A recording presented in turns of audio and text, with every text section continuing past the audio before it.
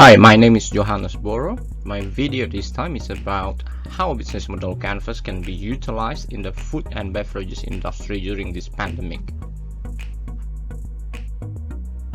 Just to recall, these are the 9 elements of business model canvas and how can we apply these elements to our business during this pandemic.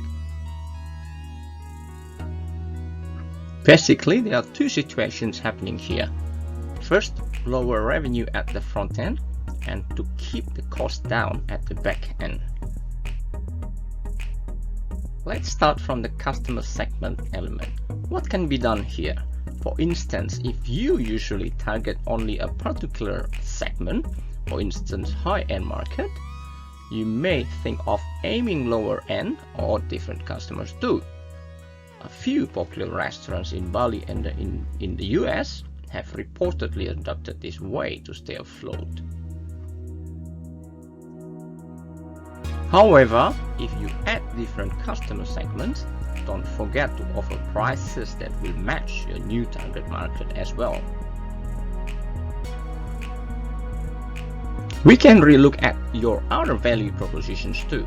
For example, if you specialize only on a particular cuisine such as Western cuisine, probably you can also consider expanding your menu to include Asian cuisine, etc. A few restaurants are also known adapting this approach to keep generating revenues. You can also consider doing more delivery services for free or at a cost by optimizing your key partners to bring the orders to your customers as well as takeaways. Your customer relationships element should be utilized to its fullest through your social media, including the possibility of engaging online influencers. A cosmetic company in China, for instance, managed to increase its sales significantly during the pandemic thanks to its online influencers. And you may communicate your new value propositions through the media. Invite employees or relatives to be part of customer relationships by sharing your new value propositions on their social media. This element is also well associated with your possible key partners such as these companies to deliver your value propositions to your customer segments. In addition to the usual channels such as your restaurants for takeaways, or your website or other key partners such as supermarkets, mini markets, and so on. And make sure what you offer is also registered in their apps or website too. Additional sources of revenues may be generated from selling ready-to-eat meals in supermarkets or mini markets. Next, you can try to reach out to customers outside your city. Can do also upselling or, if possible, get any subsidy from the government. Even donations from your loyal customers like what we see in this Indus restaurant case in Bali.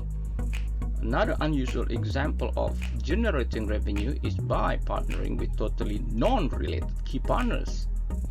Some may say it's not possible, but Starbucks has shown us that it is doable. They entered the music business by partnering with Apple and later Spotify. Since your demands are lower, then of course your key activities must be reduced too. And as some of you are probably already doing, you may have to significantly reduce staff working hours. Think of cloud kitchen or shared kitchen, just like what these companies have done so. You can also think of buying raw materials together with other restaurants to keep getting better deals from your suppliers, etc. On the key resources, if you already have a strong brand, you can leverage your brand when negotiating with your key partners. Internally, if you have a few restaurants, maybe you may consider operating the strongest one only, offering unpaid leave option, or allowing employees to work somewhere else, for instance like what McDonald's in Germany did, or Singapore Airlines, and so on. Is there any other cost that can be deferred? Any insurance? What about applying for tax reliefs or deferment from both local and central governments? Any rental that can be negotiated, your space, your equipment, your company vehicles, etc. By doing so, hopefully you can improve your revenues in the front end, and as well as you can decrease the cost at the back end. Thank you for watching my video. Please watch my other 3-minute video on my YouTube channel, Johannes Boro. And please don't forget to like and subscribe. Thank you.